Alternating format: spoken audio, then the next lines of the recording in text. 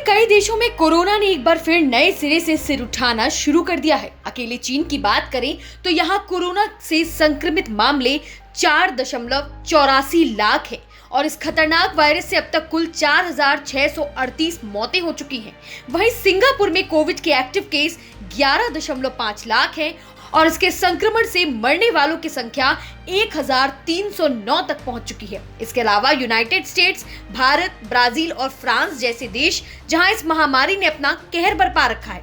भारत में active Covid patients की संख्या 4.3 करोड़ है और इससे मरने वालों का आंकड़ा 5.22 लाख तक पहुंच चुका है। हैरानी की बात यह है कि जब एक तरफ हम स्थिति सामान्य समझ रहे थे और इस बीच लॉकडाउन और सभी तरह के प्रतिबंध हटा दिए गए थे, करीब 2 साल के बाद देश की न्याय व्यवस्था में सुधार आने लगा था। सुप्रीम कोर्ट और हाई कोर्ट में वकीलों और जजेस की मौजूदगी फिजिकल होने लगी थी। सालों साल पड़े पेंडिंग केसेस को लेकर लोग ये उम्मीद लगाए बैठे थे कि अब उनकी सुनवाई होगी, न्याय मिलेगा। तो ऐसे में एक नया वेरिएंट ने आकर दस्तक दे दी और उनकी उम्मीदों पर पानी फेर दिया।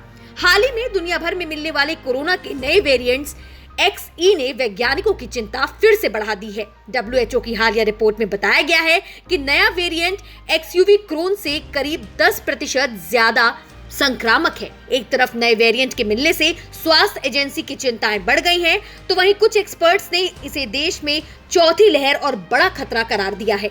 कोरोना लगातार अपने वेरिएंट्स बदलता जा रहा है। आपको बता दें कि डेल्टा क्रोन से पहले ओमिक्रॉन ने कहर मचा रखा था और ऐसा माना जाता रहा है कि ओमिक्रॉन दूसरे वेरिएंट्स के मुकाबले कम घातक रहा। इस साल फरवरी के महीने में डेल्टा क्रोन की पहचान हुई थी, तो वहीं मार्च में डेल्टा क्रोन के हाइब्रिड सीक्वेंस ओमिक्रॉन का पता चला था।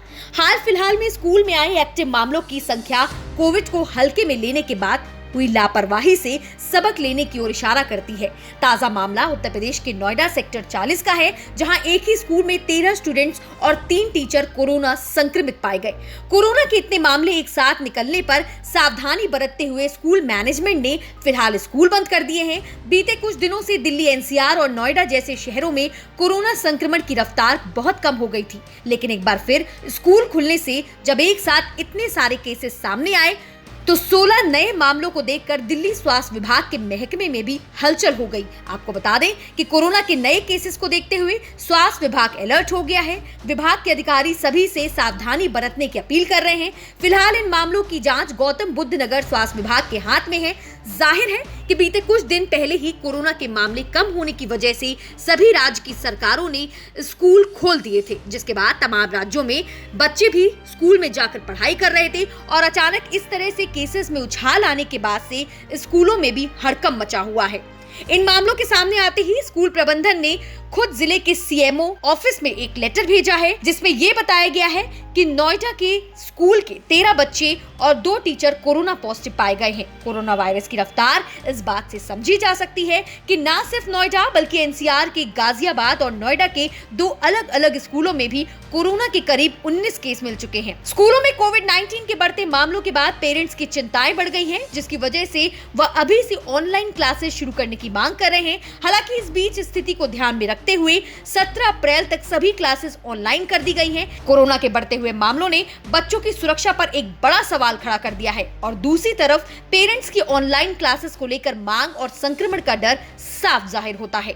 वैसे तो नए वेरिएंट्स को लेकर सरकार की तरफ से कोई ऑफिशियल जानकारी सामने नहीं आई है। कोविड जेनोमिक्स कंसोर्टियम की माने तो कोरोना वायरस के नए सीक्वेंस को भारत में चौथी लहर बताया जा रहा है।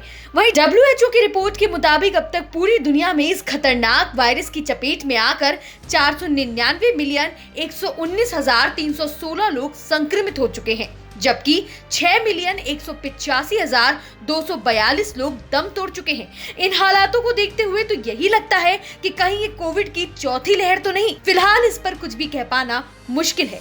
लॉ स्ट्रीट भारत की रिपोर्ट।